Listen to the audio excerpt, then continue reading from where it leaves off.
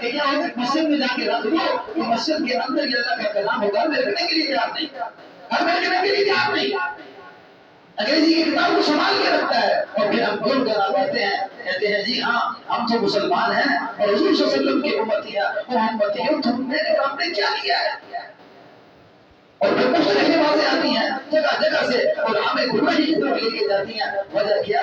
ہم نے اللہ کو بلا دیا، اللہ نے ہمیں بلا دیا، نتیجہ یہ تھا کہ ہم اللہ کے ساتھ تعلق بنائے، لیکن افسوس اللہ سے تعلق رکھتا چلا گیا، یہود و نصارہ سے تعلق بنا چہرہ بگڑ گیا، چہرے پہ کبھی غور نہیں اس نے کیا، چہرے پہ کبھی اس نے غور نہیں کیا، اپنے دل میں کبھی اس نے غور نہیں کیا۔ قبر کو خوب سنوارتا ہے، قبر کو خوب سنوارتا ہے، جسم کو خوب سنوارتا ہے، اور کبھی یہ بھی تو دیکھا محمد رسول اللہ کی زندگی کیا تھی، سب سے خوبصورت زندگی، سب سے عظیم زندگی محمد رسول اللہ صلی اللہ علیہ وسلم۔ اس زندگی کو اس نے اشارے پھیر پھیر کے اپنی زندگی سے نکال دیا۔ صبح صبح اٹھتا ہے، اپنے چہرے کو صاف کرتا ہے اور کیا کہتا ہے؟ میں بڑا حسین و جمیل لگتا ہوں۔ ادھر سے صاف کیا، ادھر سے صاف، اللہ کی قسم، اللہ قرآن میں کہتا ہے ہم نے عورتوں کو سر کی بیڑیوں سے خوبصورتی دی اور ہم نے انسان کو چہرے کی داڑھی سے خوبصورتی دی۔ وہ اللہ کی خوبصورتی کو یہ روشنا کرتا ہے، ضرورت نہیں اسی حالت میں یہ مر جائے گا۔ اس چہرے کو جو چہرہ محمد رسول اللہ کا تھا، جو چہرہ محمد رسول اللہ کا تھا، اس کو پسند نہیں ہے، اس کو پسند نہیں ہے۔ کس کا پسند ہے؟ یا ایھا الذین آمنوا لا تتخذوا اليهود والنصارى، اے ایمان والو یہود اور نصارہ کو دوست مت بناؤ۔ فرعون نے داڑھی بڑھائی تھی، فرعون نے داڑھی بڑھائی، اور اس نے کیا کیا؟ داڑھی بڑھانے سے پہلے اس نے اپنے داڑھی کے اندر چھوٹے چھوٹے بوٹے ڈالے۔ شیطان نے کیا ڈالا؟ کیونکہ داڑھی بھاری ہو رہی ہے، اب سے بالکل کٹا دے اسے۔ آج اس فرعون کے چہرے کو لے کے ہم سارے بنائے۔ دیکھو اللہ کی قسم، ہاتھ جوڑتا ہوں، اللہ کی قسم، مجھ میں ترس نہیں، اپنی جان پہ ترس کرو، اپنی جان پہ ترس کرو۔ اللہ کی قسم موت کے بعد کوئی سفارش نہیں کرنے والا ہوگا۔ یہ چہرہ لے کے چلا گیا، جو یہ محمد رسول اللہ کا چہرہ لے کے چلا گیا، یہی اس کی سفارش کرے گا۔ اللہ کے رسول فرمائیں گے ہاں یہ میرا ہے، اور جب حوض کوثر ہوگا چہرہ بگڑا ہوا ہے، اللہ کے رسول کہیں گے، اللہ کے رسول پچھلے گھنٹے میں یہ آپ کو امتی ہے، فرمایا یہ میرا امتی نہیں ہے، اس نے میرے بعد میرے دین کا کیا حال کیا، اللہ کے دین کا کیا حال کیا۔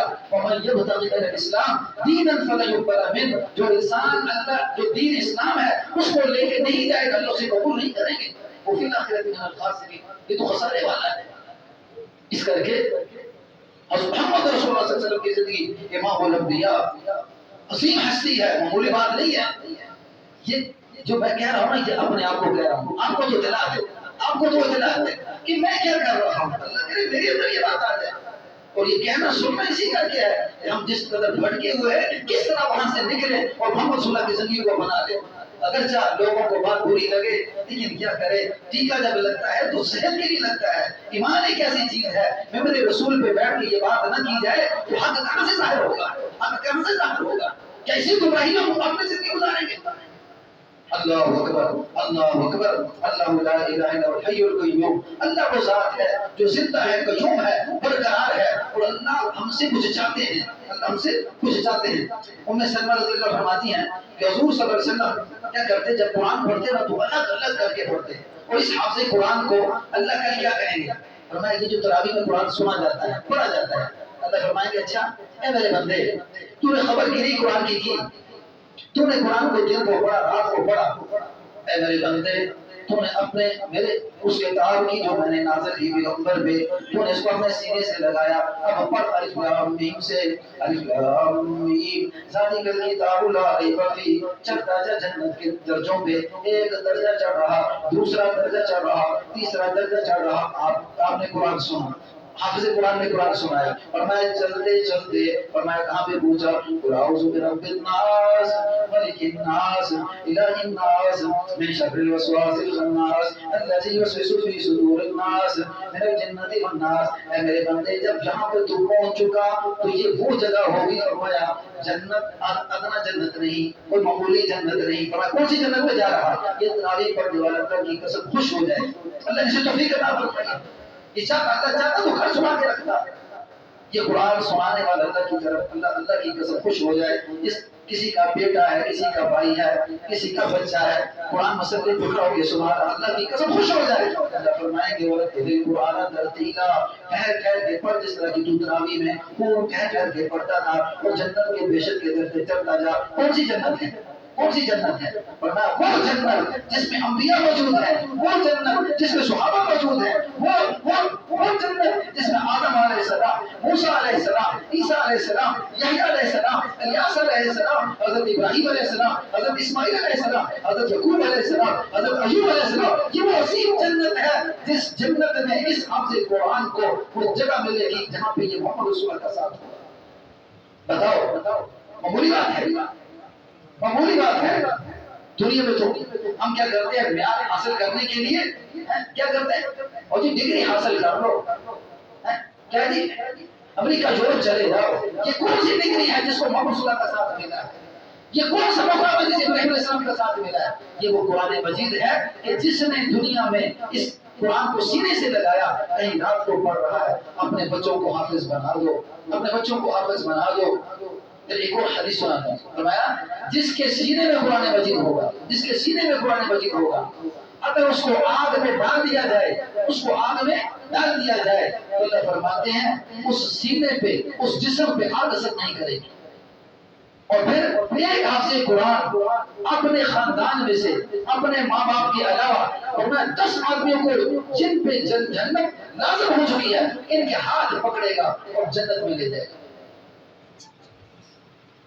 اور پھر جس نے کپڑا دیا، جس نے کپڑا دیا، جس نے کھانے کو لقمہ پانی دیا، جس نے پہننے کو کپڑا دیا، اللہ یہ وہ آدمی تھا جس نے مجھے کپڑا دیا تھا. یا اللہ یہ وہ آدمی تھا جس نے مجھے کھانا دیا تھا. اے اللہ مجھے جنت میں بھیجنا، اس کو میرے ساتھ بھیجنا. بتاؤ یہاں پہ کیا؟ اور آپ سے قرآن کو گالیاں دو، آپ سے قرآن کے پیچھے دھمر باندھو، آپ سے قرآن کے پیچھے اتنا برا بنا دو، یہ جنت میں لے کے جائے گا؟ یہ جنت میں لے کے جائے گا؟ اور قرآن کی گواہی کو قبول کیا جائے گا. قرآن کی گواہی کو قبول کیا جائے گا. جب قرآن سفارش بنے گا تو اللہ اس قرآن کی گواہی کو کہیں گے کہ قرآن تو نے کہا کہ اسے جنت میں داخل کر، میں نے اسے قبول کر دیا. اور قرآن کی حجت کو دام کیا جائے گا.